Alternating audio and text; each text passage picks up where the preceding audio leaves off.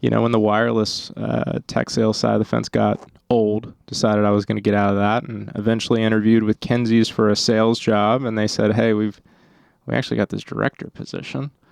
And I said, well, that sounds better than being a sales rep. Let's give it a go. Yeah. And here we are. So that actually, really started my hunting career as well, was starting at Kinseys, which I'll tell you, back then I could have never explained to you how awesome of an opportunity that was going to be. I mean, I'm surrounded by, the best people in the industry to, I guess, awaken somebody to that type of culture and that opportunity to do that. So I'm going to shout out a ton of people on this podcast that have been super, super awesome as we move through it. But we've had our first little moments of success this year, and excited to keep the ball rolling. Yeah. So, yeah. I think the most interesting thing about that whole thing is, like, one, you never really had an inkling to really get into hunting too much beforehand. And you get in Kinseys, it's like, now I'm going to. Yeah, it was the transition into Kinseys, it was very clear that with the customer and with the people that I was going to be leading, if I didn't do it and understand it and immerse myself in it, there was no way I was going to be able to be successful in that role. So there was a real obligation, I felt professionally, to go and really understand it and get involved in it. And it was funny because the first year was, I made the decision. I'm like, all right, I'm not going to go and start asking for favors to get on private. Yeah, I'm not going to go do any of that. So I'm going to go pound around on public and see what I can learn and try to pick up as much as I can. And it was a lot of hard work, and it was a lot of disappointment, and it was a lot of learning. That I did take a shot during rifle season on a doe on public. Okay. I missed. Okay. It's okay. Yes, it is okay to miss. It did not hit the deer, which was great. Rather have that outcome than hit the deer and not track it down. And I did draw, back on 2 deer at some point with my bow. So, the first year was not a total loss, but it was, at the end of the day, it was, it was funny. I tell my wife, I'm like, all right, we've got to get a deep freezer. Jeremy says we got to get a deep freezer, so I go get a deep freezer, and, I get the bow, I get the gun, I get the, Sitka. Got to have Sitka, right? Obviously. Refinance the house, babe. We need the Sitka, Did you actually buy Sitka your first year? Oh, I got Sitka. Dude, I'm still paying that off. Not just playing. So that's one thing. Like, I feel like a lot of new hunters getting into it. Well, I want to get into how you missed and how you felt after that, and the fact that you even shot at one, draw back on 2, the first year. Yeah, that's very impressive, and on public as well. That's very impressive, because I have not drawn back on a.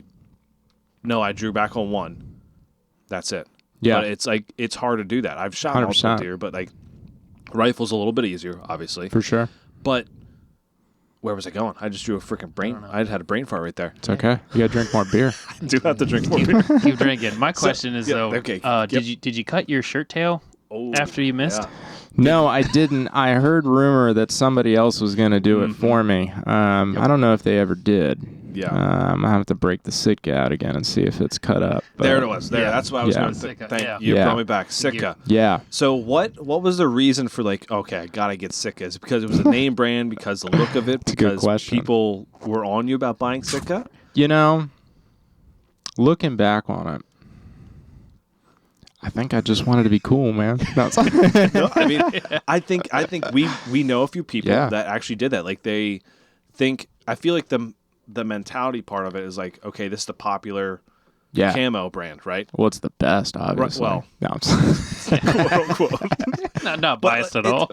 It's the best if it's in your mind. Like, I think a lot of hunting is like kind of a mental game. Oh, right? for sure. You play mental games with yourself. You try, like, if you have a routine, if you don't do that routine before you go out, you're not. It's going to be a horrible day. Like, if I don't have my big thing, and I want to hear what yours is, but like, if I don't have a pen with me, if I know I forgot that pen, if I get to the tree, if I'm in my saddle, I get set up, and I look at my bag, I don't have a pen, my mind is out of it. 100%. Because, like, I can't write on my tag, I can't do, and my knife too.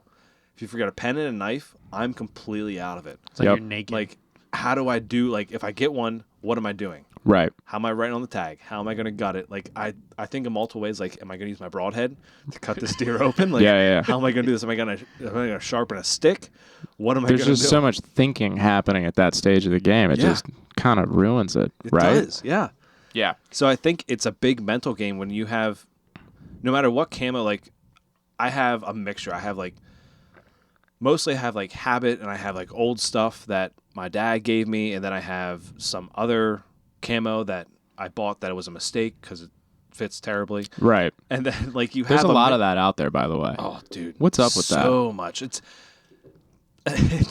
I'm not going to throw the name under the bus because, like, I don't want to hurt this guy's business, but, like, it's like if you create a camo company, right, and you buy stuff to sell to patrons, you want to make sure it fits properly. Yeah. And not like, oh, well, this I'm going to mark this down because it was a wrong batch. Right. It's like those people who bought it aren't going to come back to you. Like, I'm not coming back to 100%. you. I'm like, I don't even want to follow you. I don't want to talk to you anymore because this camo sucks. Yeah. Well, and I think so. Going to the Sitka thing, I think if we're being honest, right, like. One of the things that drew me to it, so like I'm an athlete at heart. That's core of what is going on in my life is athleticism, right? I cycle, I run, I do that whole thing. So for me, feeling athletic in camo is important, right? Especially if I'm getting up in a saddle or I'm out there, marching around for 10 miles. Yep. Some of this camo, man, it's like, is it made to go over the freaking refrigerator? Like, what? This does not fit. You know what I'm saying? So Sitka really fills the gap on that. Okay. I would say, I don't know if you've seen anything from Numa. They're a newer brand that's out there, but they're fitted really well. Yep. Starts with a V. What's the other one? V. Shout out Genesis Wildlife Vengeance Camo. Never even heard of them. So they're a local brand up in New York. I think they're owned by the boys at Locked and Loaded Outfitters. Okay. But they're another one that does really, really well. Also really price point, which is killer. Yeah. But yeah, I mean, there's some out there that they're getting with it, right? But then there's other brands out there where it's like, man, this just doesn't fit. Yeah. It's like baggy. Like, yeah. You order the right size. It fits on your waist. It fits like shoulders and all that kind of stuff. But then like, it's baggy. Right. Like, I like habit, but yet also I'm looking for new pants all the time because like they're so bad. They're good for rifle. It's just so baggy around like the ankles. It's like flapping It's in like- the wind when you're trying to walk. They get like shredded. Yeah. Yeah. It does. Especially early season. You're just in the thorns, and it gets everything, man. Yep. Gets everything, which I did do with some Sitka. My wife was pissed, but, I won't talk about that.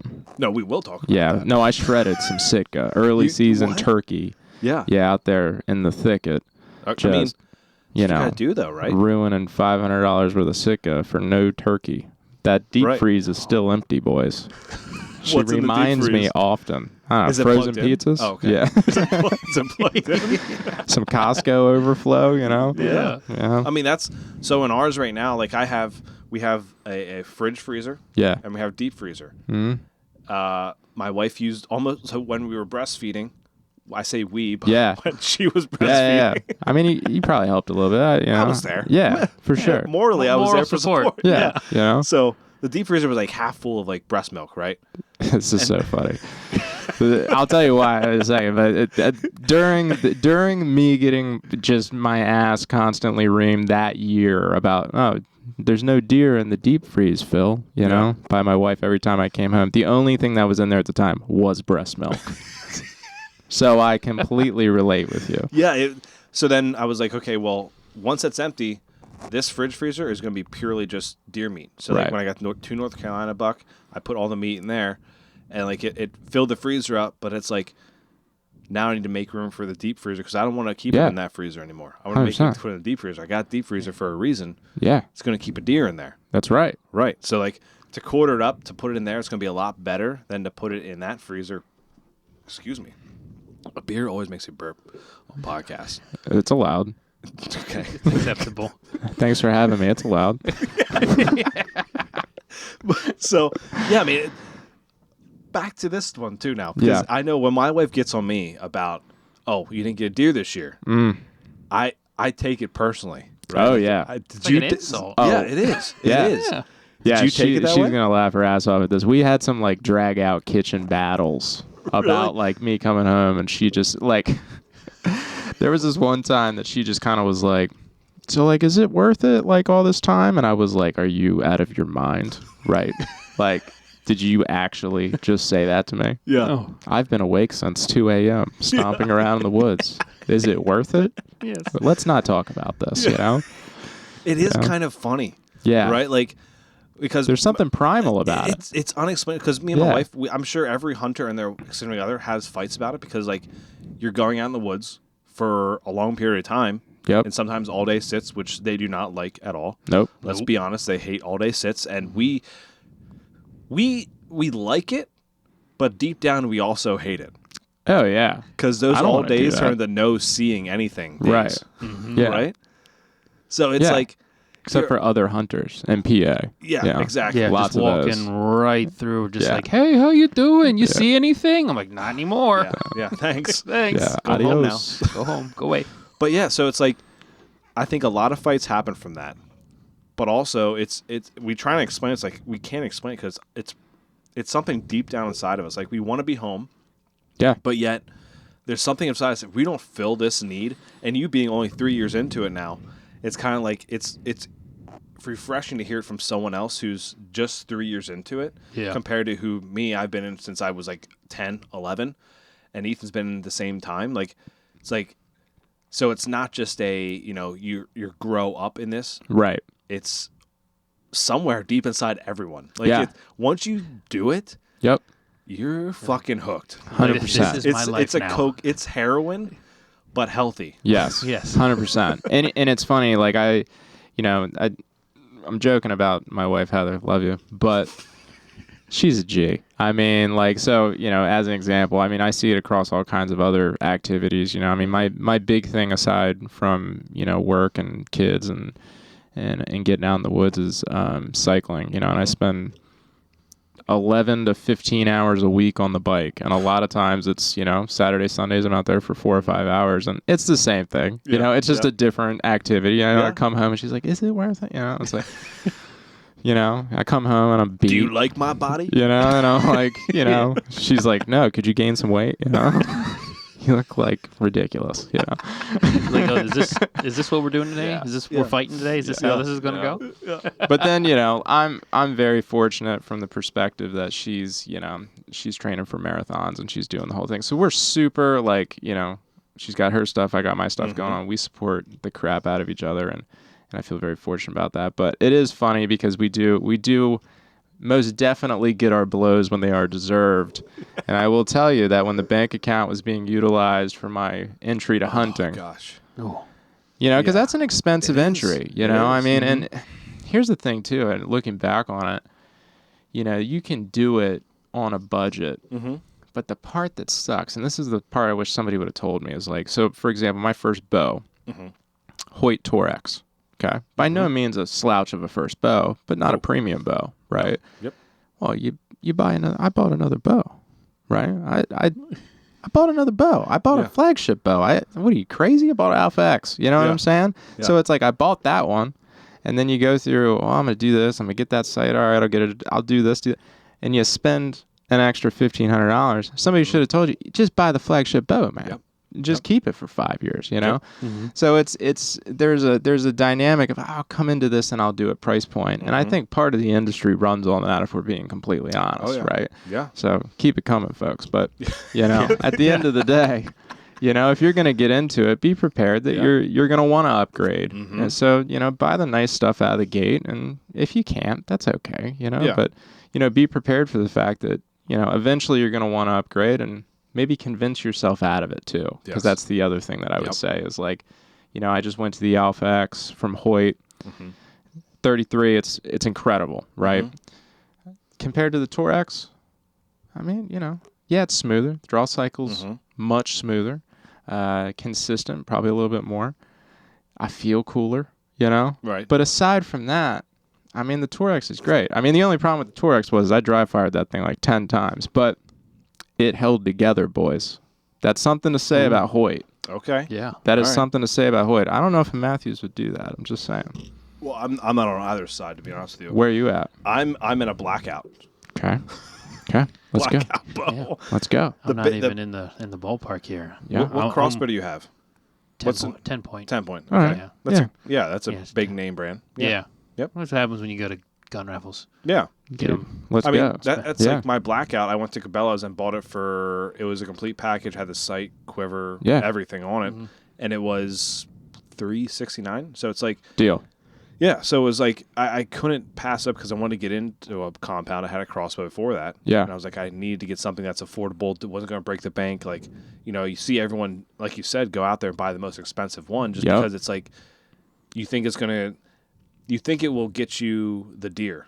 Well, right? yeah. You buy it's going to make you Cam Hanes, bro. Right, exactly. Yeah. You're going to be you're going to be shooting this far distance and all this kind of stuff, going out west, getting all these deer. Like, I mean, granted, it depends how much effort you put into it, right? Mm-hmm. If you put a lot of effort into it, you can be that. Right. You can 100% be that. But, like, I think the more time you spend in the woods, the better you'll be, no matter what you... 100%. Like, you could go to Goodwill and buy freaking used... Camo. Plain colored stuff and be just as good as the next guy, Cam Hanes, who has his own camo and all that kind of stuff. Right. Well, they're one of the guys we work with. Shout out Rob. He's famous for saying, there's been more deer killed in blue jeans and a red flannel and a milk crate than any other outfit on the face of the planet. Yes. Yep. And he's right. You know. So, I think there's a real, and this is probably getting to the core of just us as Americans, right? Mm-hmm. And just the materialism in general, but. There's a sense of creating an identity surrounding your activities, and I feel it in the cycling world, and I see it every day in the hunting side of the fence or the tactical side of the fence, and it's, there's a pretty good likelihood, just as an example, that if you got a guy buying, the latest and greatest tactical AR or tactical, carry gun, he's probably got some 511 tactical pants in his wardrobe, and it's just part of the reality. I mean, I don't know if you guys have ever been to SHOT Show, but I have not. Go out there. It's unbelievable. The level of consumerism in that place. It's like, it's the same guy times 50,000 here, right? And they're all buying the same thing, Yep. So, I think there's a sense of pressure to fit into that. Mm-hmm. And I think COVID really accelerated that because you had a lot of people that were getting into it for the first time. Yep. So that, social media, mix all those things together. The one thing that I noticed this year at the Great American Outdoor Show, and some of our listeners might fall in this category, so don't take offense to this, even though you probably will, because that's how America does things now. America. Let's go. The the straight brim hats. Oh yeah. With the lettuce curled up underneath it. Like I saw so many of them at the Grand American Outdoor Show. I was like, holy crap. Like, this is what hunting is now. This is bunch of Levi Morgan looking fellas. Yes. Got them square toe boots. Yep. The boots, the tight jeans, the Hoyt or Matthews shirt on. Yeah. And that, or it could be Hoyt Matthews. It can be just a big name, anything. Yep. They have it on, and then the flat brim Sitka hat. That's right. Right. And you go out in that parking lot, those trucks are going to look very similar too. Right? Lifted Dodge Ram, Chevys, and Fords, right? Which, by the way, shout out to the Dodge Ram drivers out there. Every time I have somebody blow past me on the road doing like a burnout or doing something aggressive, it's a Dodge Ram 95% of the time. I just had two today, white Dodge Ram and a black Dodge Ram. Shout out to you guys. Love you. Glad it wasn't a red one. That's right. Yeah. We could be like, wait, was that me? Did I do that today? No, I don't think I did anything like that today. Yeah. Well, no, I didn't do anything like that today. They don't like the cyclists, bro. Oh, the cyclists when you're cycling. They don't like it. The road cyclists, they don't like it. They like to... They do crazy things. Yeah. It's kind of funny. It's always a Dodge Ram. It's always a Dodge Ram. Yeah. I'm sorry. I apologize. It's not your fault, It's apologize for all Dodge Ram owners. You're guilty by association now. Exactly, by association. So, okay, so you bought all that stuff for hunting. That's right. And now you cycle too. Were you cycling before you did? Yeah, cycling's been endurance sport in general has kind of been a thing that's been prevalent in the majority of my life. Yeah. got really heavy back into it probably 5-ish or so years ago. Okay. Road cycling specifically, got pretty heavy into that a couple years ago when I realized that running is stupid because it hurts. Before that was doing the ultramarathon thing and that whole side of the fence. And I don't understand people that do that. Yeah, I don't either. I'm going to be honest with you. We know a guy. We don't understand him. Yeah, it's bizarre because my wife is still heavy into that side of the fence, and it's funny because every night she's like, "Man, my hip hurts," and I'm like, "Yeah, it's because you're running." Yeah, it's like, so I ended up transitioning into doing triathlons at one point, and I kind of got back on the bike and fell in love with it and just started, taking that seriously. And we do some racing now and do some road racing, and we're going to get on the mountain bike and this upcoming fall and do some racing on that side of the fence. So that's the primary, discipline outside of everything else. But, it's pretty much that. And then, fit in the hunting trips. But the thing that I will say that's incredible now about, so I'm a couple of years into the industry, met some incredible people, and I've had some real opportunities to go hunt some awesome places that, coming up this year, they're going to come to fruition. It's going to be great. It's going to be much more targeted from the perspective of being able to all right, I'm going to this place to hunt for 3 days. Yeah. The chances of me seeing something are high. Yep. It's just a matter of executing and, being in the right spot, right time. Whereas, frankly, my schedule right now does not really allow me to kind of do the, go out on public and grind it out thing. Not saying that won't come back around. I think it definitely will in time, but just to be frank, I got to get some success and kind of rack up a couple shots under my belt and feel good about it before I kind of fully commit back into that. I think is the best way to put it. 100%. Yeah. So with that cycling and buying Sitka, which was more expensive? Cycling. Cycling? Okay. Not even close. Really? It's I insane. imagine bikes are so expensive. Dude, it's nuts, man. Even so just a regular plain Jane Walmart mountain bike. Yeah. Crazy. I haven't had a bike since your tricycle days. My tricycle days. I don't even know the last time I don't even know the last time I rode a bike, to be honest. Don't worry, it's like riding a bike. You'll get right back on. Yeah, that's right. I'll just remember how to do it. So. It's such a good time. I love it. Yeah, I mean, so the cycling side of the fence, the thing that is unfortunate, and hunting, definitely you don't have this same element as on the cycling world. You're buying speed, right? So as you get into the higher end bikes that are more aerodynamic, they have the better bearings, they have all the all these different watt saving opportunities. You get to a certain level, they make a big difference. The problem is you're paying for it. So my primary road bike right now is actually a used bike, and it's $4,000 bike used. New, it was probably $12,000, right? So and buy a new Honda Civic with that. Yeah, I mean these things are the prices of cars, and it, you don't have to get into it to that level, obviously, but I mean they're expensive. The gears is expensive. The helmets are expensive, and you start having these conversations of all right, I'm going down the road going 30 miles an hour. If I hit the road, am I going to have the $150 helmet on or the $450 helmet on?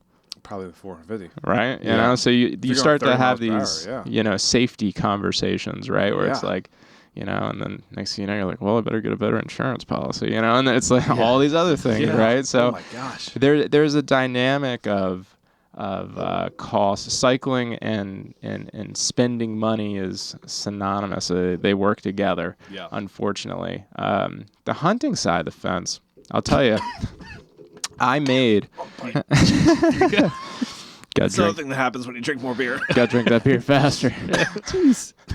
But the other thing that I would say on the hunting side of the fence, that I definitely took in, and I would give this recommendation to anybody dipping their foot in the water, is, don't buy anything until you've actually discovered that you need it. Yeah. Right? Because I went out and I bought, I just had everybody tell me, oh, you need this, you need that, you need this, you need that. So I'm out here buying stuff, and obviously I've got incredible access, so I can just go on and just say, send me this thing, and it shows up at my office, right? And next thing you know, it's like it still hits the bank account, you know? And you're like, oh, geez, that was an expensive day at work I just had, you know? Well, there goes the whole paycheck, right? Right, Yeah. you know? So, I mean, you know, get out in the woods. I mean, the most important thing that I would say is like, you know, look for the deals. There's always deals. There's always, you know, buy stuff in the off season. Don't be afraid to buy last year's stuff. There's nothing wrong with that. Yep. You know, and look, when you're up in a tree or you're out there, you know, humping around in public, nobody cares what you look like. Let's just be clear. Yeah. You know? Yeah. The amount of people you see with still wearing like the blue jeans or just wearing any kind of like plain Jane cargo pants or like the baggy camo pants, like just get out there and make like the biggest thing, like we always say here, is like make sure you enjoy it before you actually get into it. Like just go out there with some hand-me-down stuff, a cheap bow, like gun. You don't have to buy a cheap gun because like gun can be used in multiple different ways. For sure. After that, so like buy a gun that's a quality gun. Right. Like go Quality optic. Right. Quality optic. Like the scopes come on these guns now are very good. Yeah. Like I still have the same scope, my 270 that I bought from Dick's, which, fun fact, that gun cannot be bought anywhere else now because the Dick's color green. So special makeup unit. special You makeup. could Now sell that now for Dick's like does $1 not million. sell any more guns. Well, shame on them. Yeah, they lost out. Shame. But Hashtag un-American. yeah, exactly. Man, if only I had like a picture right now with the American flag behind you. That's right. That's what I'm saying. I tell you, when Dick's, you know, got out of it, I'm just saying, my colleague Drew was very upset. That was a big player in our world. Huge. So maybe get back into it, Dick's. Yeah. You know? Well, maybe if you know. Maybe if you I don't know. listen. Yeah. Maybe if Dick's actually listen. You know. Yeah. We don't. Dick's, what a dick. Yeah, that's- 100%. 100%. So- How dare you? Yeah. So it's like just get into it what you can afford. First of all, like that's the biggest thing. Like new hunters get into like obviously like you're gonna talk to people like you like with in the industry you worked in like with Kinseys like you're gonna have everyone telling you something because and it's no fault on them, right? That they're telling you what works for them, Right. and what got them and what they like, but yet it might not be something you like. Like you could have got a Hoyt and you'd be like, I mean it's nice, but you don't know. Also, you don't know what a Matthews feels like, or you don't know what a bear feels like, or what the hunting public came out there on like the bear adapt, like it's or something like that. Like Which it's bang for the buck, by the way, on that?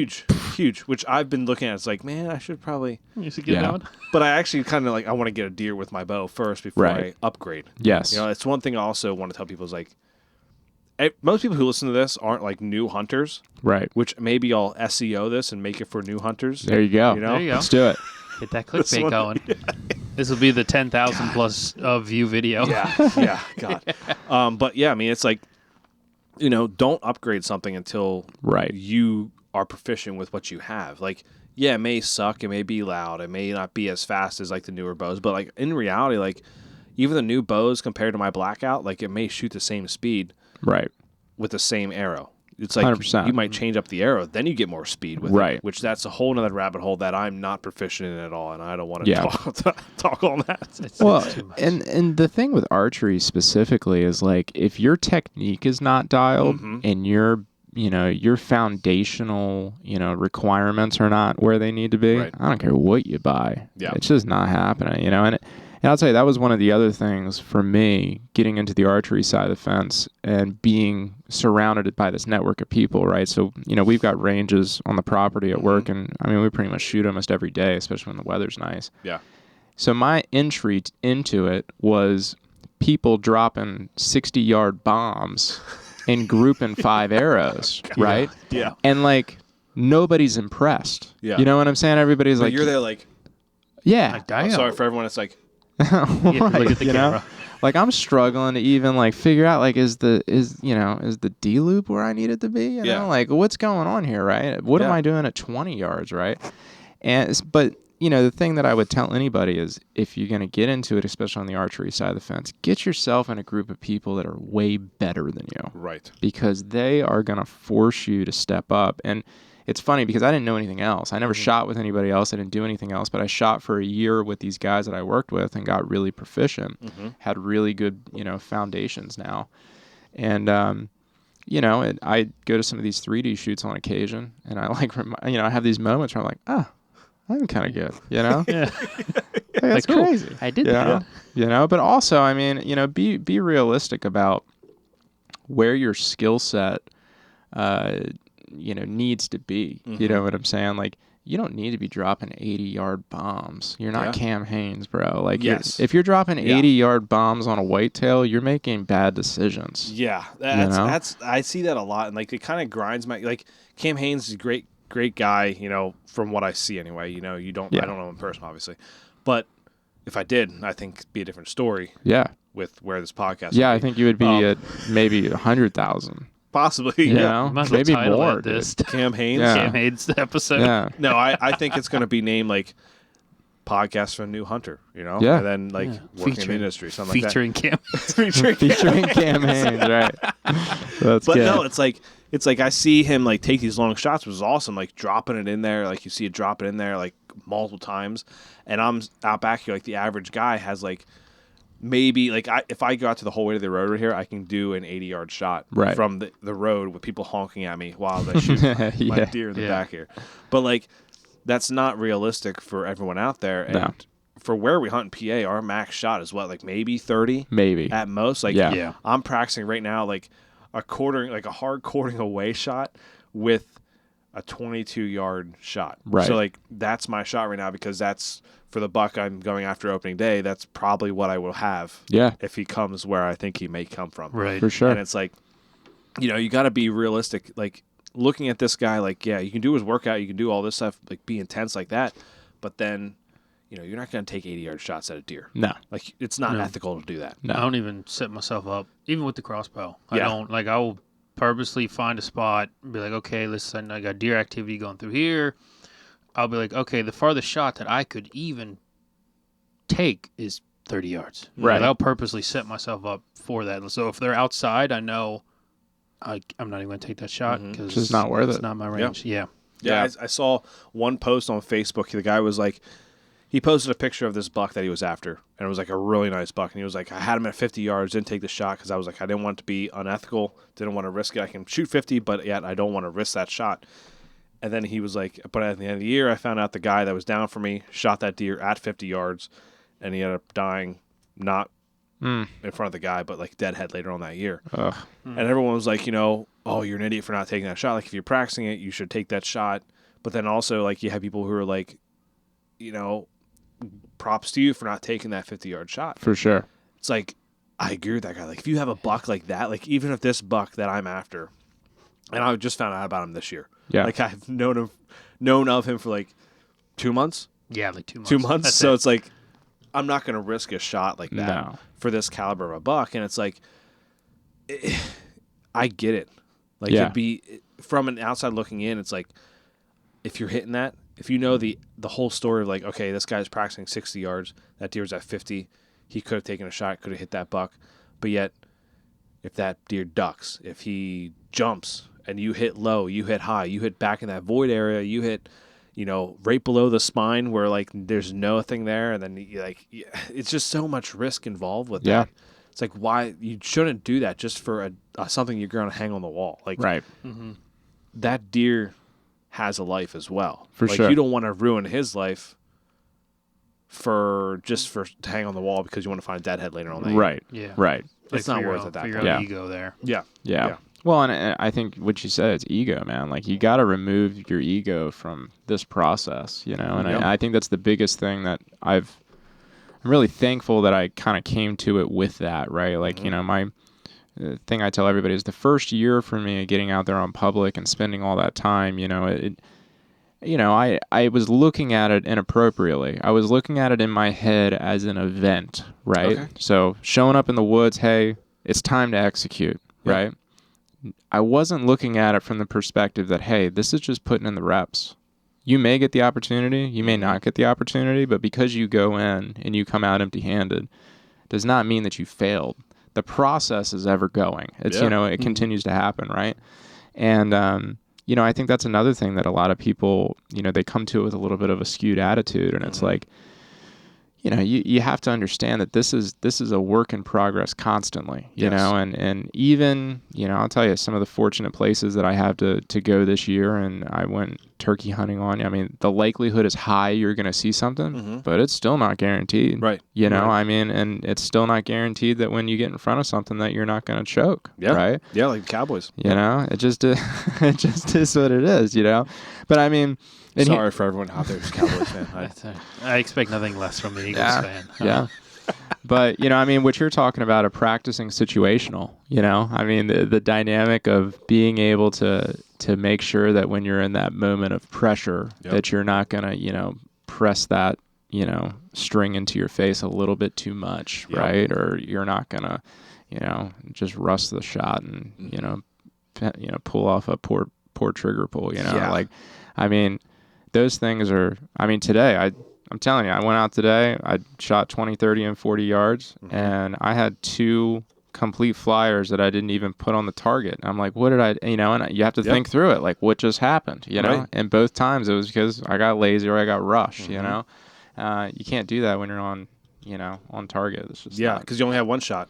Yeah. With a bow, you only got that one shot. It's not like that target where it's going to stay still for that 20 minutes you're in the backyard shooting. That's right. Like you have one shot because guaranteed that deer is not going to stay there. He's gone. He's gone. No matter if you miss, hit, wherever you hit, he's gone. So like you don't have that like, I'll just put a follow up with like rifle. It's like you can reload another one. Whether you can just pump. There we go. Pump, lever, chamber, lever, whatever you use. Like to just put it in there and just put another one in it, like no matter how far away it is. Yeah.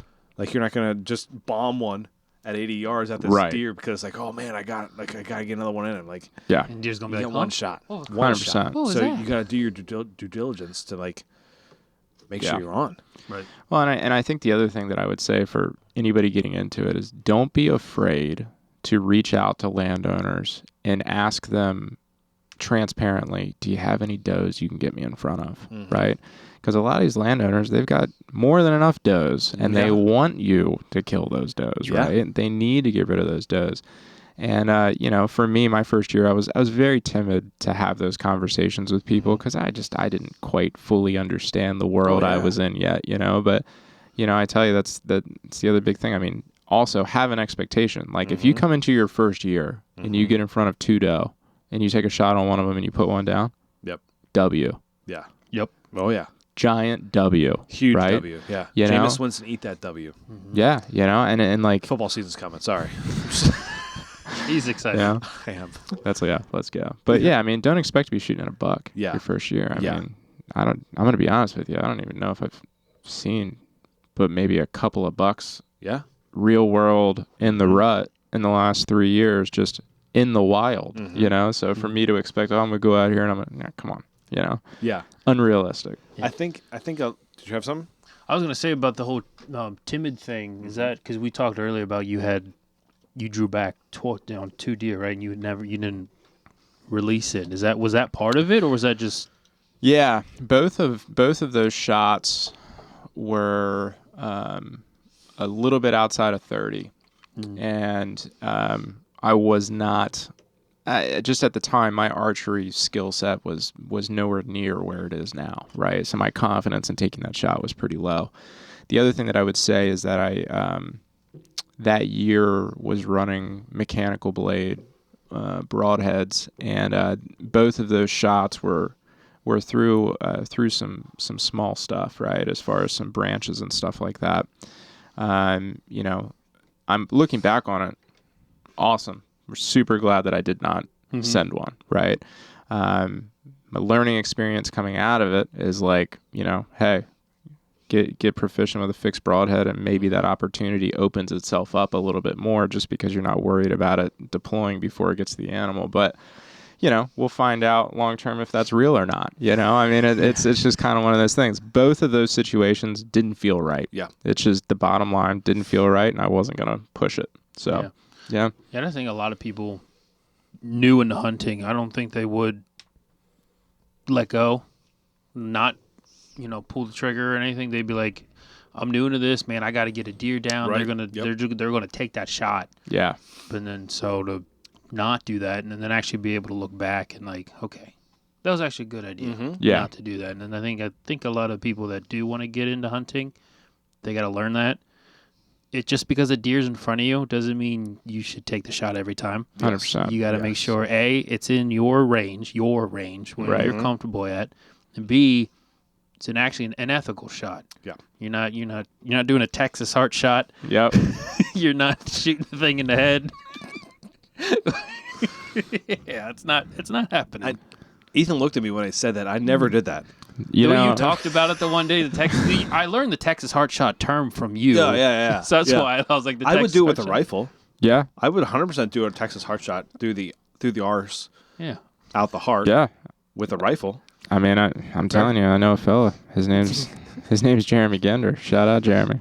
Oh, he's gonna be on the podcast, right? We're gonna get him in here. You're gonna love him. You're gonna love him. He's a savage. He gets it done. But yeah, he's the one that told me about this Texas heart shot. Yeah. Yeah. It's deadly, man. Yeah. You hit all the organs at Yeah. that point. Sounds like a mess, is what it sounds like. It's gonna when you gut that animal, it's gonna be a mess. Yeah. Which True I mean, mess. that's another thing. I've yet To gut an animal. to gut an animal. Ooh, Even that. that's fun. Did you get a turkey this year? Yep, got Okay. a turkey. Was there but did not do it. Okay. Was nice enough to be with the fine folks of Lock and Loaded Outfitters. Ben, shout out Ben, crushed it. Best caller in New York, maybe the East Coast, maybe the world, Wow. maybe the world. Ben's a bold. G. That's Yeah, bold. he's a bold. stud. Speaking of getting bows dialed in, this guy's doing it. Also, shout out to Good Media Okay. Company. They followed us around out there, got some awesome footage.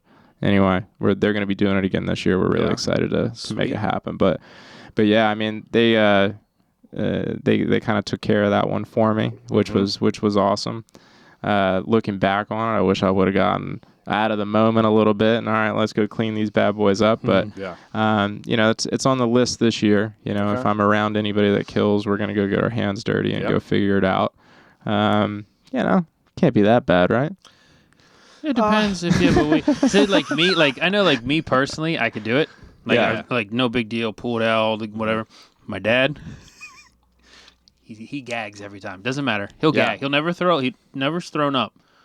Okay. But you think he's going to? Yeah. Okay. Every All single, and it doesn't matter. He's done it with deer. He's done it with grouse, rabbits. Really? I mean, rabbits are kind They're of gross. nasty on the inside. They're probably the worst, to be Gross honest. creatures. It's all kind of gross if you think about it. Yeah, It is. It really But is. he gags and he's like, "Oh, my allergies act up." I said, "Yeah, I got all this Let's go. drainage in my nose." I was like, "Oh, it acts up only when the animal's cut open." Yeah. Is that when it acts up? Yeah. So I give him so So- much shit.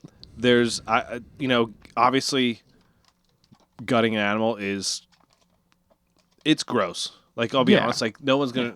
I don't think I've ever heard a hunter saying it's gross. It's Like, honestly, I can't wait. Right. You know? Like, no one says, "Oh yeah, I can't wait to gut this fucking animal." It's gonna be so awesome. It's gonna be so cool. Elbow deep. But you know, it's you're preaching there. There's blood. You might have nicked when you're gutting him. You might have mixed guts and you're pulling out guts and all that kind of stuff. Like, the blood is warm. And you're like reaching up in there, and it's like sometimes it's like, You know, sometimes it's hot. Like, it's because your body temperature is a very hot temperature. So like if you drop that deer right where it is and you go and gut it right away, I've learned from that experience. Like, I'm not gutting this animal right away. Like, I'm not doing it because Let it's it cool too down hot. a little bit. Let it cool down. Maybe even like my biggest tip here is like open it up, let it cool down a little bit more. Yeah. And as it's going there, and then do it. But I always miss like the upper cavity. Yeah. I mean, personally, where the heart is, and I think there's just the heart. So like, there's like a flap right here, like where our flap would be, Like the where the heart- diaphragm type situation? Yes, diaphragm. Yeah, There we yeah. go. I'm not a nurse. I don't It's know. okay. I'm not either. I just learned watched from some my wife. watched a couple meat eater videos. yeah. But yeah, like the diaphragm, I always seem to miss sometimes. Yeah. But everything else, it's just kind of easy. Like, you pull it out one way, and it all comes out. So like, Okay. the heart's like the hardest part that I always miss. Another really good try and thing get up in is there. to remove the esophagus, remove the butthole, get a butt out. Your dad loves that The thing. butt out is Oh, great. dude, we sell Great. so many of those dang Yeah. things. Yeah, It's can't keep 'em on the shelf. crazy. We, yeah, Can't keep them on the shelf, right? so many jokes. But it works. Like, that's the thing. I believe it. I think I have believe a picture.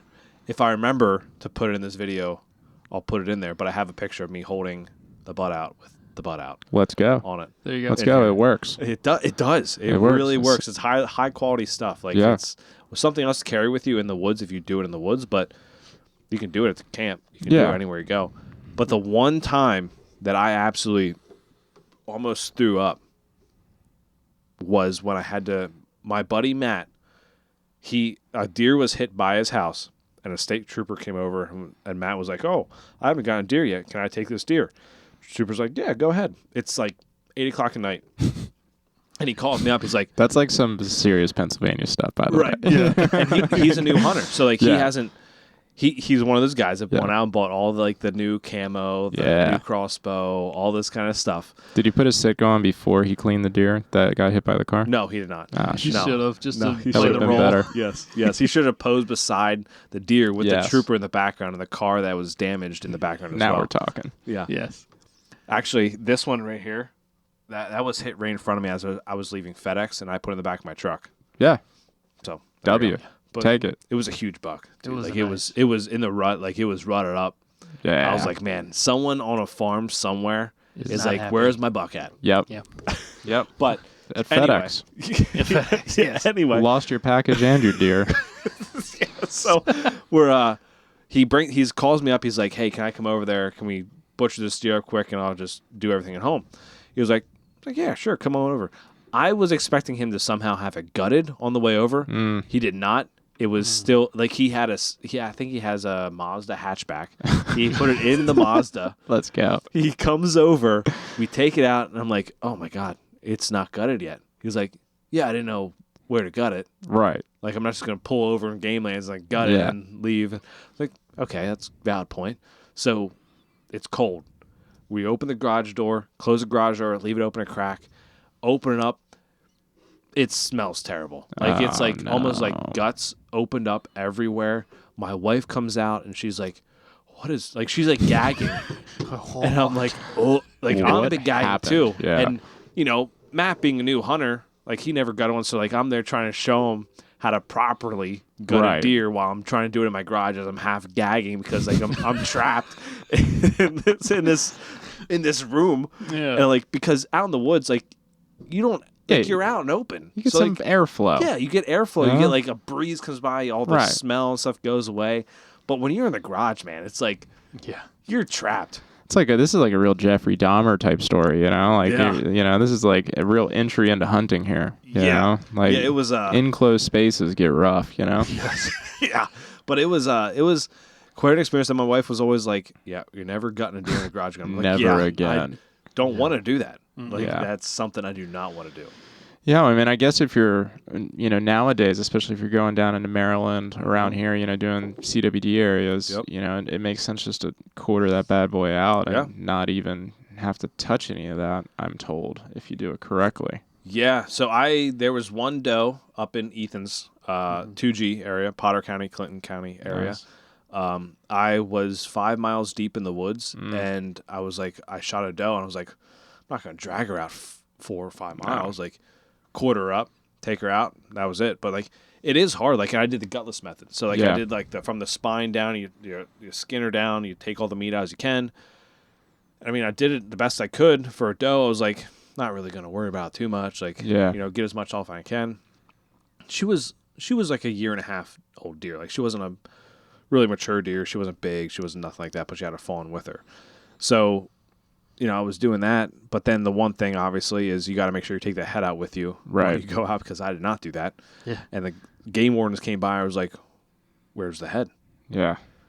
I was like, well, I didn't know I had to bring it out with me. They were like, well, I'll be honest, like, not many people quarter out their deer here in PA. I was like, yeah, I know, but I was like 5 miles in. Yeah. So I'm going to be doing that. Yeah. So I showed them a picture of, like, the doe and all that kind of stuff. Yeah. Like, okay, whatever.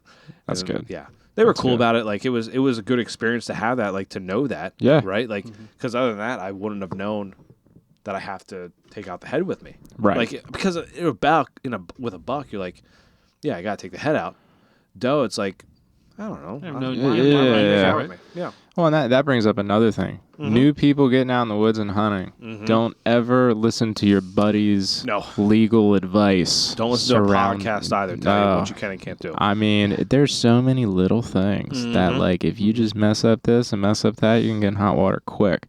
For sure. You know, call your local game warden. Get some clarity. If you know, it's not worth it. Yeah. You know, it's one of the reasons, you know, I'll be transparent with you. Those 2 deer that I drew back on. You know, I work in the industry. You know, I can't be out here doing crazy stuff and getting caught up in some, you know, wacky things, right? Yeah. And both of those deer, they backed right up against, they were all in public, but they backed up into private. Okay. So I was terrified. I'm going to put an arrow in this deer, and this deer's going to run across private. It's going to be a whole thing, right? And, you know, I didn't really know the lay of the land at the time, and I wasn't necessarily stoked to go talking to some mining operation that's, you know, you know. Yes. So, I mean, you know where you're at, know the laws, and, you know, take smart shots accordingly, I think is the other big thing. You know?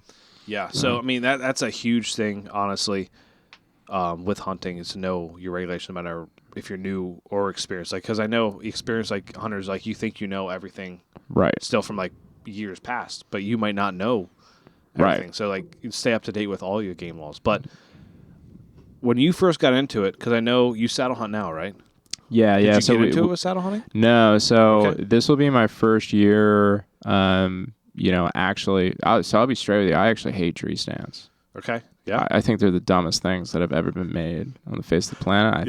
I think they're unsafe. But you know, this is just a scared guy talking over here. You know, I'm not a big fan of Jeremy will actually, when you talk to him, he will have an incredible story for you about a time that I almost, you know, shit my pants up in a tree stand.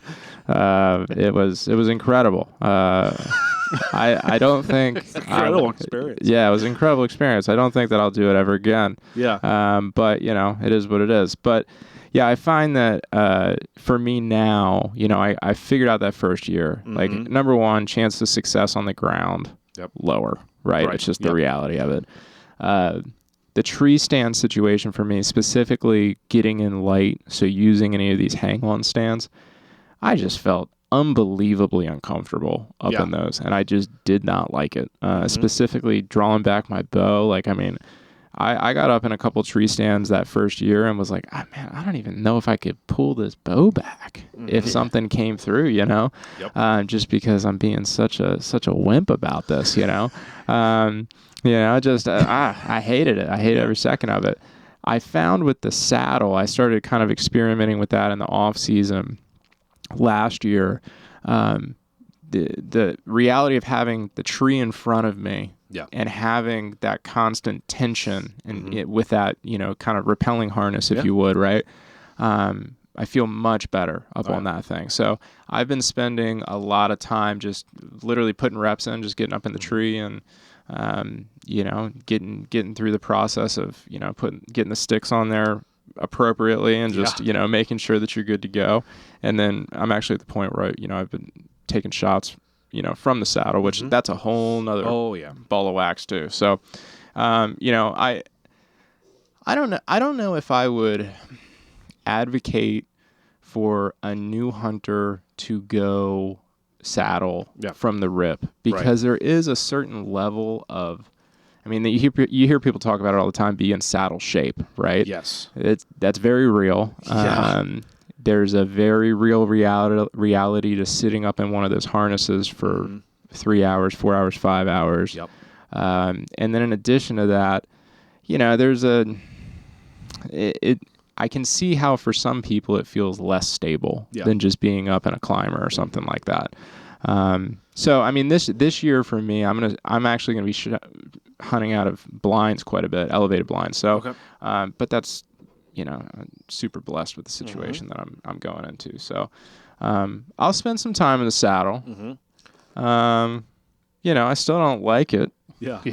But I like it better than like the hang-on stand situation for sure, and definitely like it better than a climber. Really? I'm out on that. Okay. I looked at the mechanics of how that thing worked, and I was like, this is dumb. This is dumb. Is it the heights? Because Ethan's is a height guy, so Yeah. he doesn't like the heights. I'm not really big So into that. like, is it the heights or is it the fact that you don't feel safe up there? Like you don't, because for me, when I'm in a tree stand, like, so I hybrid hunt, so I use the retrograde and a saddle, or I just do a saddle platform and all that kind of stuff. Retrograde sweep. Yes. Yeah. So, is it like when you're pure tree stand hunting? Is it like you have nothing around you? You're connected by this harness. That's it. Yeah, the thing that really got me is, all right, you're in the harness, right? But these harnesses don't have any tension, Yeah, they don't. right? They're I don't like free that. flowing. Yeah. I don't like that. Until you lean forward and you're like perpendicular. I'm good. Yep. You know what I'm saying? I need a little bit of tension. Yes. I need a little bit of love from gravity. You know, I need to feel like I'm secure. Gravity's still on your side. Exactly. Exactly. Yeah. So that and just to be honest with you, the setup process on the hang-on stand. I mean, look, it's straightforward. It's simple. Oh, yeah. It makes sense. Yep. But you know, Yeah, it's like if you don't have that cam correctly, if like, I even felt that sometimes with the retro, like Ethan, I helped him out at the Mobile Hunter Expo. Like I showed him how to actually properly put a tree stand on it. He's been doing it wrong. Essentially. Yeah. Like so Ethan, tell everyone how you were doing it.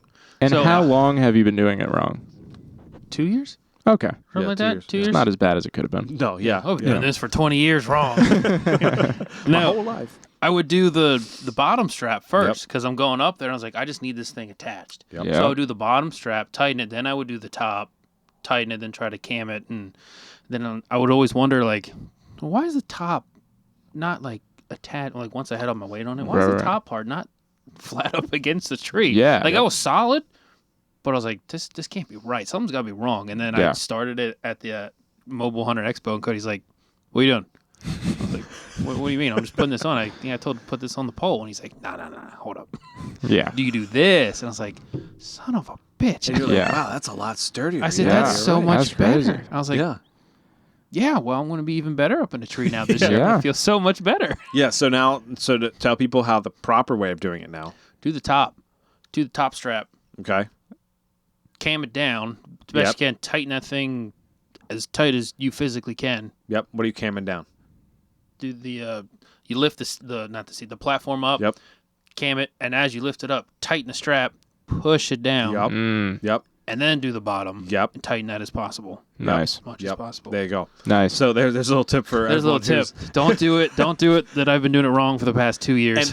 And I don't want everyone to think like, oh, you're just throwing anything on the bus for that. Like, no, like that was his safety. 100%. Like that was his safety right there. Yeah. Me knowing, like if I would just let him go doing that, it's like, Chances of me yeah, the falling chances. out. I is wear a a lot. harness, but like still, I don't want to have to use the harness. Can you imagine what that would feel like falling with those, like, take like one of those muddy harnesses. You know what I'm saying? Yep. Ooh. I mean, they're good. They'll work. Yeah. Can you imagine what that's going to feel like? It ain't going to feel good at all. No.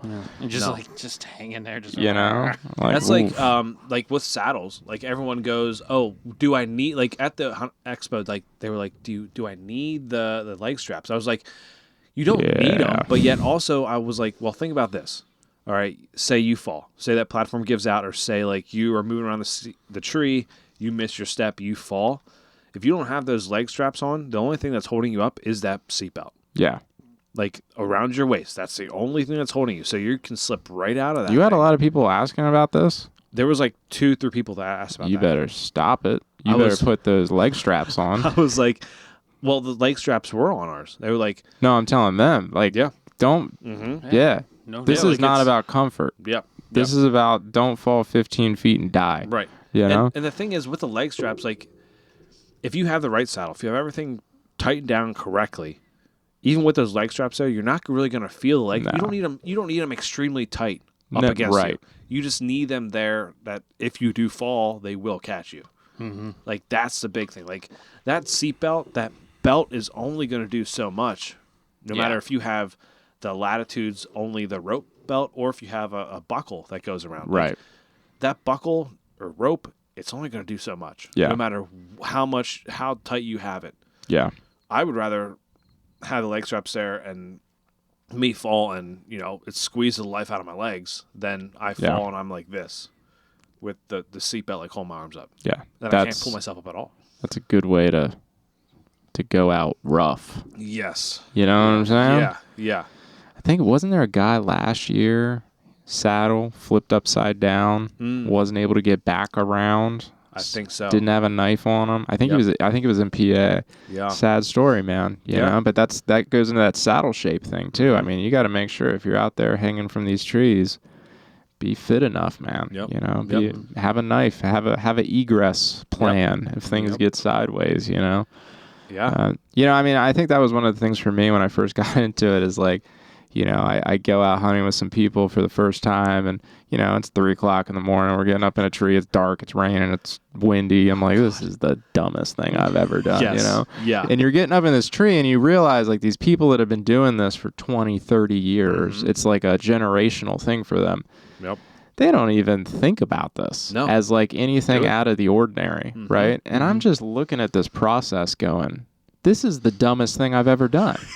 Yes. And I've done a lot of dumb things, you know, like, and I think it's, you know, just like with anything, if you do it enough, you're going to get desensitized to the risk, right? Yep. And it, you know, it's an important thing to make sure that you're squared away because I mean, you know, it happens more often than I think we'd like to admit that things go sideways in tree stands, you know. Absolutely. Yeah. Absolutely. Like, it's insane to think that people want to go out there. Like, thinking back when I first started hunting, that I was like, oh, I don't need a harness. Right. Just go out there, just sit in the stand. Like, I use a climber.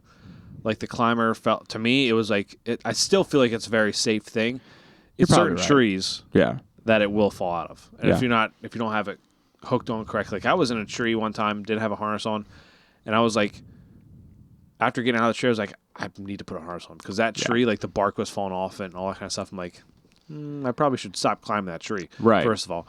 But, yeah, like, my dad never wore a harness. Like, even like now, if I'm in a ladder stand, if I'm a 2-person ladder stand, I might not use a harness because like you have everything protecting you right there. So like, that's one you can maybe risk it with. But like now that I have a daughter, it's like, do I want to risk it at all with anything? Like I'm just gonna always, even if I'm in a ladder stand, I'm just gonna put a saddle up. 100%. Like the saddle, honestly, to me is probably the safest harness out there. And I gave Ethan the Mondo to run this year. Nice. So that way he can kind of get a taste of it, put it that way. Yeah. But yet also just use his harness. So like it's great. But because I'm like, I used it last year. I wasn't a huge fan of it. I'd rather just use a pure saddle. Yeah. All the time. Yeah. No matter what I'm in. So, I mean, it's just, even if I'm hunting from the ground, like say a rifle, I can just hook it on the tree and just, I'm leaning off the tree. Yeah, just hang out. Yeah, just hang out. Hang out. Yeah, and I mean, the nice thing about the saddles is, I mean, the weight is pretty much not even a factor. Yeah. I mean, you know, I mean, my setups, I'm running the tethered Eberhardt, which is very minimalist, and then, you know, I've got a dump pouch from Elevation on it, and then I'm running Ropeman on both the lineman and the tether. Yep. So it's a little bit heavier with some of like the Ropeman and stuff on there. Yeah. And I've got two extra carabiners that I like kind of haul my sticks up with. Okay. But I'm running the tethered, the carbon one sticks or carbon sticks, the one sticks, carbon. Yeah, the one sticks from Latitude. Latitude. They're Carbon one. What are they called? I think they're carbon. The carbon SS. Yes. From Latitude. Yes. Which are sick. Yes, they are. They're very sick. But I personally like the X2s from XOP. They're pretty sick too. Just a step off for them, the grip on them, which they got rid of the grip because people were complaining about it. Oh, it brushed against my arm. I ripped my shoulder open. I was like, first off, what are you doing? Be careful. Maybe you should be a little more careful than that. Yeah, this is a dangerous activity we're doing. Yeah.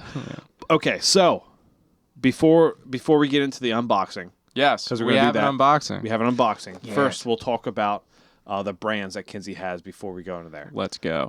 So, I have a quiver. Actually, I just put my bow away. I have a quiver from Alpine. Nice. What do I have from Blackheart? I have a sling from Blackheart. Yep. And the scope cover. Let's from Blackheart. go. Elevation. I have one pack. It's in the garage. The fold down one, like the one that rolls up. That one. That's a goodie. Great for rifle. I love it. So like if I have like the Rubicon, take that out, put the back on there, I'm good to go. Have you by chance seen the new Elevation pack? I have. Yeah. And so it looks good. Yeah. All right. This is brutally honest opinion. Let's go. I touched it. We checked it out at the Mobile Hunter Expo. Yes. Right? And the Rubik, the retrograde stand was in it, I believe. I believe the retrograde. You're correct. And there was 2 sticks on the bottom. I think they were the X2s. Yes. Yes, it was the retrograde and X2. So when I looked at it, I was like, in your mind, it makes sense. But then I was like, it seems flimsy, you know, like it seemed like the stand was just moving back there. And it's that mental thing again, where like I like to know everything is completely solid in there. Yes. So that's why I would rather run the Gamma pack with a back on the outside of it and just know that everything's completely secure in there.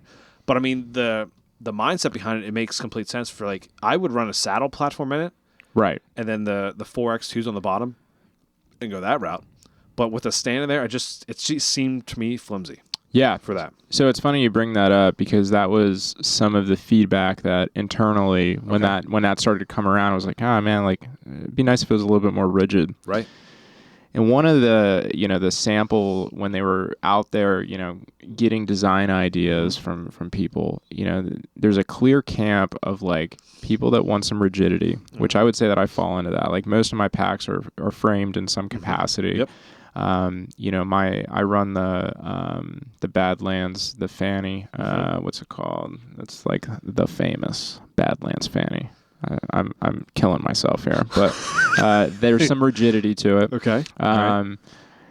But there's a clear kind of line in the sand of people that are like, I want rigidity versus I don't want rigidity, right? Meaning like, a lot of times it may be somebody that, they're a little bit of a thicker fellow, right? They want it to kind of concave to them versus having, a frame or, some kind of rigid piece that's digging into them. Yeah.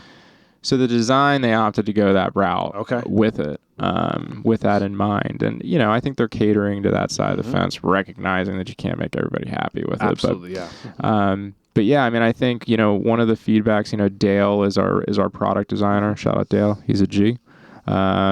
He's been around the block for a long time. And I know that there's some stuff in the pipeline and we're excited to see, potentially some framed stuff coming down the pipe. But yeah, I wouldn't disagree with you. I would tell you, I currently right now, I'm in the camp of I have like a retrofitted Badlands Fanny that like I use the tethered saddle platform bag and I like build it into the back piece of the Fanny above where the actual storage compartment is. Yeah. So it's very similar to the way that breaks down. Yeah. But it's rigid. And hey, there's Dale right there. What's up, Dale? Hey, there's Dale. Oh, hi, Dale. Yeah. Crushing it. There was the one pack that I personally I like. There was 2 packs. I'll put it that way. Where are the packs at? Right there. Thanks. So everyone go check out Elevation. It's right here at Kinseys. This one here I don't have. By the way, 10% off right now. 10% off right now. Right now. Right now. So the Harrier 1500 day pack, that looks like a really nice pack. Very customizable. Sick. It looks like you can, it has Molly. Oh, 5% off reward. Look at that. Boom. Promo code. So you have the Molly on the front. You have that big pocket right there, which actually, I don't know how much it stretches, but the XOP Invader may fit in that stretchable pack right there. If it's a smaller platform, so it may fit in there. And then this one here, the Suppression Silent Pack, that's what I have. And I personally love that. Like that's a goodie. That's the one I bought last year for like $59, I think, on one of the sales. And I almost convinced my dad to buy one. Yep. Because he showed that he saw the camo one at the actual show, which I think I'm going to get him one for his birthday before hunting season. Early birthday present. For sure. Why not? But man, it's the only thing that would make this pack, and maybe even, which I don't even know, that one has a waist strap, right? Yes. Okay. So if this had a waist strap on it, which I think every pack should have a waist strap. Yeah. It's just a personal preference. Instead of having all the weight on your shoulders, like you have some waist there. For sure. I just think every pack should have it. But like, if that had a waist pack, that would be like the pack. I really love the fact too that has the waterproof zippers on it. Yes. Yeah. And it's completely silent. That's the one thing I love about it. It's a good one. I have that one not in camo that I use pretty often. I have mine in green. But yeah, and then this is the one that we were talking about, the Mobile Hunter 1100 pack, which I mean, it's like I said, it's a solid pack, but I just like more structure to I'm my with packs, you know? I'm with you. Especially for if I'm carrying a stand and sticks and all that kind of stuff. Like it's something that's hard to find. It really is hard to find. Like there's, you know, I know Trophy Line has a lot of packs out there. Yep. I bought their K's pack. Still not all on board with that. I have the XOP Striker, which that's actually holding, and that's how I like it right now. Like it's nice. I just wish that one there also had a waist belt. Yeah, that we actually just did a review on that one recently on the unboxing, and it's solid. It does everything you want it to do. Yeah, for sure. And you know, the thing that I would say is that the smaller packs. Here's the other thing that I think about too with these packs. What are you carrying in, man? Dude, I was thinking about that. I was like, because I met a lot of people at the Motorhome Expo, which was awesome. Right. Meeting all those people and actually putting a face to everyone. Especially when we had like 150 guests on the podcast, like meeting all these people now in person. That's awesome. It's pretty cool to do that. And like the Man Over Beast guy from Trophy Line, so he does all their media stuff. Yep. He was walking around. It was kind of funny. He was walking around taking all like the hats from different stands and wearing them. So like he's taking cruiser hats, XOP hats, and all this kind of stuff. I'm like, work for Trophy Line. Like you should probably start taking all the hats, right? Yeah. But He's a hat collector. yeah. So That's such like an outdoor show thing. Just Dude, like yeah, hat collection. I love collecting hats. Yeah. Like my wife says I have enough, but I don't think I have enough. You go to SHOT, there's more. Yeah, I will. There's more there. Yeah. But like it's I don't even know where I was going with that. Well, like Where just was I the going? size of these packs. Oh, there we go. There we go. Like, why do you need a 75-liter pack to go hunt whitetail? What are you doing? How many snacks are you bringing? Yeah, Right? so he was doing. I saw a story, and he was doing like a pack breakdown on what he's taking for the early season, and he was like looking. He was like, "I swear, there's more stuff." And he was like, he had a camera, he had camo, he had his bow, he had his sticks, his platform, and he was like, and lights and knives and all that kind of stuff. He was like, "I swear, there's more than I'm taking," and he's like, "This can't be all of it." But like. Honestly, stresses me out. I feel like I put so much stuff in my packs, like food and water and all this kind of stuff. Like, I feel like we don't need everything. Yeah, like you don't need to pack the binder Yeah. of like notes, you know? Yes, exactly. Like just weird stuff. Like, come on, calm down. Yeah. 30 liters is enough. Yeah. Yeah, I think the most I put in my pack anyway is either water and food. Right. That's really like I'm like I do the I was like, all right, depending on what I'm hunting and everything, I was like, okay, I have water, I have food, I got a knife, I got my license. That's an important one. That is a huge one. And I have the weapon of choice. Yeah. Yeah, I'm pretty good. Yeah. And a pen if I'm deer hunting. Yep.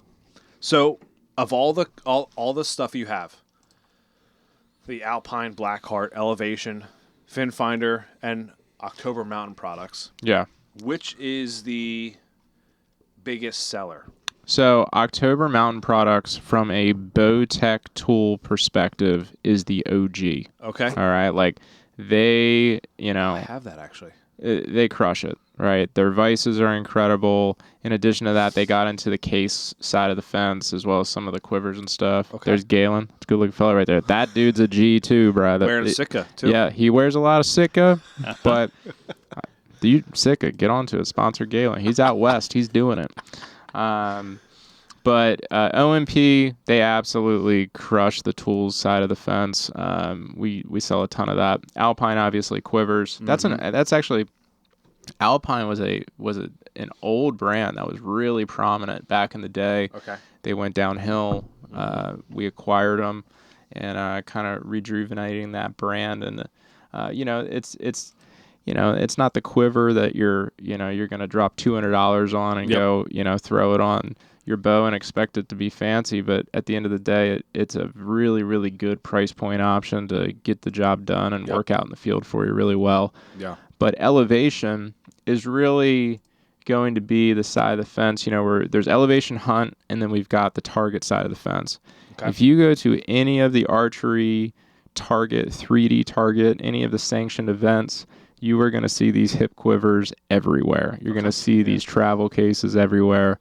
And at the 3D events, these shooter stools are unbelievably popular. So elevation, and at the end of the day, I mean, I'm pretty sure that there was a couple people at the old Olympics rocking some elevation. Yeah. So Yeah. big deal out there. But they do really great products there. Yeah, I mean, I guess I'd shoot that. Yeah, I think I'll let him walk. He needs another year. He needs another, let him grow. Throw him back. Yeah. Throw him back. Throw him back. But and then fin finder, if you're into bow fishing, fin finder, one of the prominent brands in that space. Mm-hmm. They've got an excellent bow fishing bow and all the accessories you need to go out there and get it done. It's an awesome job on that side of the fence. So all of these brands managed by Mr. Mitch. He's a G. He's a great guy. He's crushing it. He was at Mobile Hunter. Okay. And then we've got Dale, who's doing all the product development on that. Okay. We got our boy Max, who's getting it all shipped in and dealing with the containers and the freight people. His job is wild. Yeah. I mean, it's these guys are making it happen. So they're crushing the game. So we're very proud of what they're doing over there, and we like the product a lot. Cool, man. Yeah, I definitely like all three of these right here: Elevation, Blackheart, and Alpine. Haven't tried Fin Finder, mostly because I'm not a bow fisherman, purely. Yeah. And October Mountain Products, haven't really tried it yet. So yeah, if you need a bow vise, boom. I think, how big is their bow vise? They got micro ones. Let's see. Super small. Where do we go for here? Let's see here. Pro Tools. Whoa, I'm looking at the wrong thing there. Okay, so let's go. Pro Tools. There you go. That one right there. Okay. Ooh. Okay. All right. So this can just hook on. So let's say that bar over there. Yep. It can just hook right on top there and hold my bow. That's right. Shit. Or you can get the nice stand if you want Okay. the standalone. Yeah. But it's best of the best. I actually just saw Hoyt posted some stuff the other day, and they had a RX-8 inside of that vise. Okay.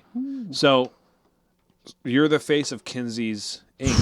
unboxing. That's a lot. You're the face of it because all the lot. videos you're in it. That's rough. You're the main guy. Hey, it looks right? like it, yeah. Sorry, folks. So, in honor of that, Yeah. we are going to do an unboxing here on the Ooh, podcast. baby. Yes. Make sure I have my phone because I want to get a quick clip and post it to the Instagram story, obviously. Yeah. Well, yeah, of course. But we're going to do an unboxing. I just ordered stuff from Latitude. I know what it is, but I think we should do a little review of it. Yeah, let's do it. I think we'll do it. Let's do it. Here's a knife. You All do right. the honors.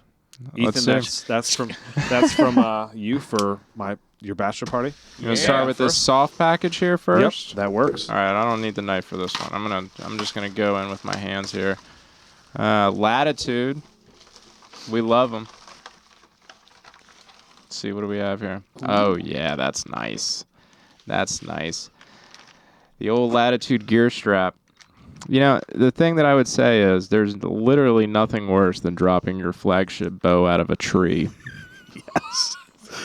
Yes, I can't that's think of very a true. better way to make sure that your sight is not functional. Yeah. That, and also, you get you screw the thing into the tree, and then the game warden shows up and ruins your day. That's not cool. No, that's not fun at all. Don't do that.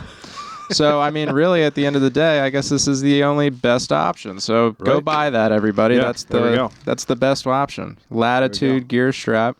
It's a good solution for you. Yep. And they even have it. It hooks your backpack up too. So they I have like that. a liftable. Does that have like a carabiner on there? I don't think it has a carabiner on there.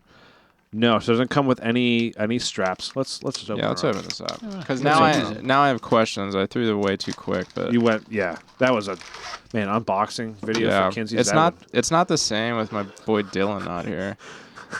Dylan, the video guy. So it's got a little. an S hook there, Okay. Yep. All right. I Yep. see. and then these straps here, which I like. These are completely removable, so you can run 1, 2, 3, all 5 right there. I think there's 5. You can run all those. I think that's a great thing to look at. Yeah, I like that. But then, so let's say you have this hanging from the tree right here. You can put a little carabiner on here, Yep. have your backpack there, and then when it's hanging from the tree, I like it that. up. And then raise it down just by going like, boop.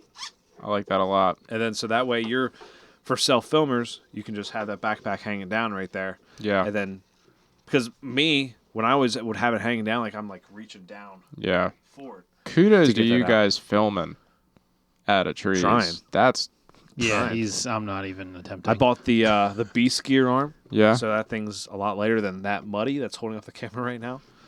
Man, Yeah. that's a lot, man. Yeah. So, Yep. all right. So walk me through this, okay? I'm Okay. interviewing All right, I'll you try. now. All right. Try. So This will be my second year. deer comes in. Yep. It's rushing in. It's happening fast. Okay. Okay. Things are getting crazy. Doe passes you. Okay. Bucks flying in. Okay. Yep. You moving the camera? Is the camera already moved? What's So I think what you're supposed to do, Okay. right, is you're supposed to have the camera set up to have where you think the action is going to happen to Yep. begin with. So that way, with the camera, you just press that little record button, and the GoPro.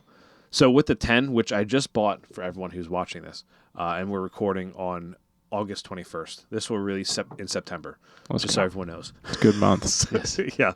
So this will record actually like 30 seconds before you press record with having set up. So like you can have this facing you, press record, and it records like, I don't think it's 30. I think it's like 10, 15 seconds beforehand. So we'll start recording, and then that one there, you just hit press record, and then you just have to focus on And shooting. just- So like hopefully you have that camera set up in the right spot. Right. But I think the most important one to get on is have this second camera running. So like So you're doing a 2-camera operation Yeah. here. this camera will be facing me. So when I'm saddle hunting, Yep. it's going to be facing me up here. Okay. With a wide view, it'll catch a lot of things around me. Mm-hmm. With how I set up, I usually have the trail to my shooting, like my strong side. Yeah. So that way it's easier to do Okay. it. But wide view, I might get that deer running away after I shoot it. If that camera doesn't get recording, it's one of those things like if everything comes together perfectly, Yeah. it's magical. Right. To have that happen. But like the chances, like I have a lot of good buddies that Lane, Yep. Derek. I mean, Derek, he doesn't hunt anymore. He just literally films for Latitude. So like, That's sick. so he doesn't have to worry about that. Yeah. But like Lane, he does everything himself. So he has both cameras running as he's doing it. Like you have Jake Belinda who filmed himself in the President's Guys. They do everything themselves. Like it's hard, but I think it's also rewarding too when it happens. It's like to have that memory to look back on. Well, right? that, and I feel like it's like you can only get like, all right, so you're gonna take another guy in the woods with you, strictly to film. That gets complicated, man. Yeah, because they got to be the same type of hunter as you. Right. Yep. Like if Ethan and I went out together, Ethan's not the same hunter as me. Right. Like No. he'll admit that he's not the same hunter as me. Like Yeah. Yeah. you're probably not the same as me. I'm not the same as you. I'm not the same as Ethan. So like you got to have the same kind of person going with you. That person also can't have any inkling to want to hunt. Right. Like they literally are just there to film you. So it's like That's a the hard special part. situation. Yes. Very special. If I was getting paid for it, Yeah. I would 100% do it. Yeah. Like, like to film Ethan the whole time. If Ethan was paying me, Yeah. be like, yeah, I'm going to film you. Like that's what I'm doing right now. Now I can see also the joy in just filming someone as well. Yeah. Right. Yeah. Especially if it's- you've been around you've done it and kind of. Yeah. Yep. I could see that. Yeah. All right. Speaking of ego, that's ego removed, right? Yeah. Yeah. All right. right. So this one here, What do we got? this is, well, we're going to find out when we open it, but it's from Latitude. Okay. That was the worst slice ever. Here we go. They don't usually trust me with knives at Kinseys, so this Oh, is really? Yeah, no, Wow. it's crazy. A Special privilege here. There's a lot of title there, but not a lot of just flat. Not a lot of The responsibility. box is so small that I'm so excited about the Dude, small box. No The bubbles? thing- No bubbles. No The bubbles. thing that I love about Latitude is like this package is sick. Yeah. Right? That is sick. Like this just says to me, you're doing some hipster hunter stuff. Yep. You know? Yep. And I'm with it. Yep. I'm with it. I don't even know what's in here, but I like it. Yep. Ultralight saddle. Okay. Ultralight comfort reimagined. Yep. Look at that logo. Dude, that's sick. I like that logo a lot. It reminds me of Harley Davidson, to be honest. Yeah, there's something going on here. And then like this whole situation back here screams Marvel to me. Yes. Yep. Right? Yep. See, they know what they're doing. Yep. They know Yep. what they're doing over there. Shout out to Latitude. You guys are crushing. Got a nice QR code right from the rip. Look at that warning. Don't fall out of the tree, dummy. Right from the rip. Love it. Yeah. All right. Man. And this is what I like. So like everyone's talking about those removable leg straps. If you really want to do that, Latitude has removable leg straps. So like Okay. you can remove them if you want to. If you want to. Not advisable. Right. The other thing with Latitude is like all their stitching, all their seams, everything's just the fit and finish on this stuff's incredible. Yep. Yeah, this is the Maverick. Okay. So this is the new saddle that literally just dropped probably a month ago. Nice. So as this releases, it is probably 2 months old. Yep. So this will be my second saddle. So I have 2 saddles now. Yeah. I have a Bull Path saddle, so the reason I wanted to get a Latitude saddle is one, because I spoke to Derek and he was like, I feel like we're going to get sued for this saddle because they named it the Maverick.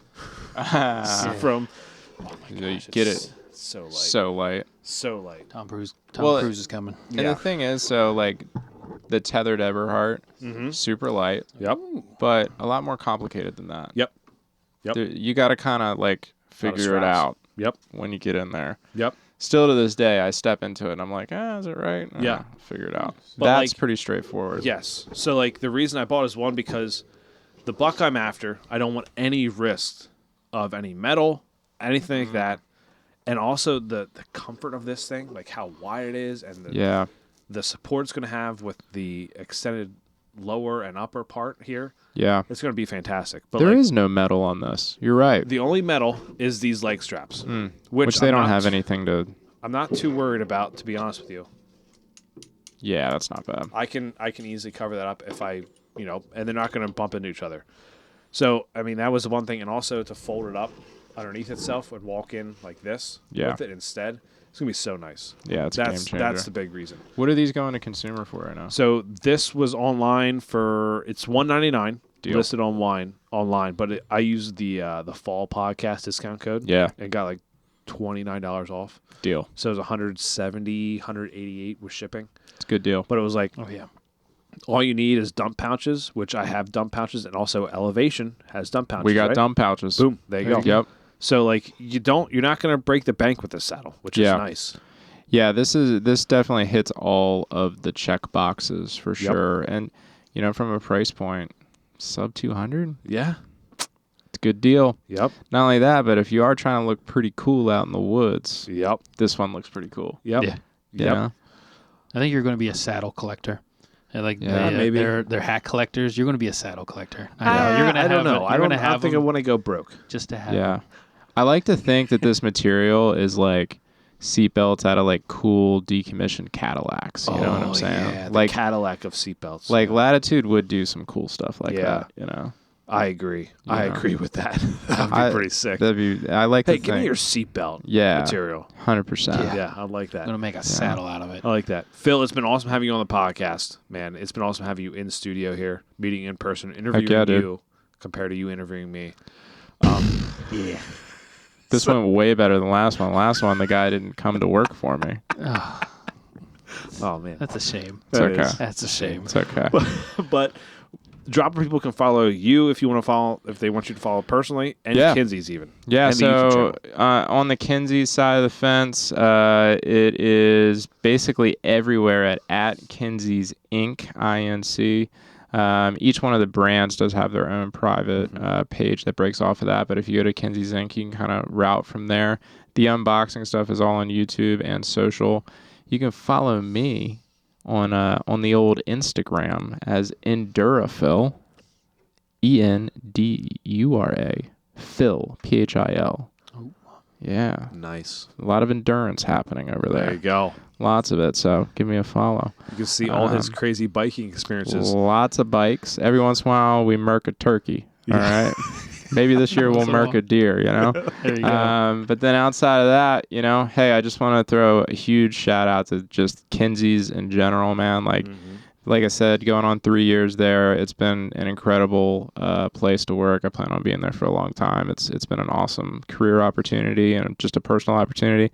The team, love you guys. You're G's. Thank you so much for everything that you all do, and looking forward to continue to grow this thing. But to you two, Thanks for having me out. Absolutely, man. I appreciate Absolutely. you. What would be your entrance song to WWE? Oh, man. Maybe a little bit Jay-Z, you know? Oh, see, I don't know. I Yeah. pictured Hailstorm. I was thinking. Hailstorm? All right. I was thinking like Queen. I like to ride my bicycle. Yeah, that too. That's a goodie. That's a goodie. I mean, I don't know if we can do Jay-Z. He may get upset about that. Yeah, he may be. You know? Yeah. But, Yeah. all right. Cool. It works. We'll get over it. All right. Thanks, Phil. See you.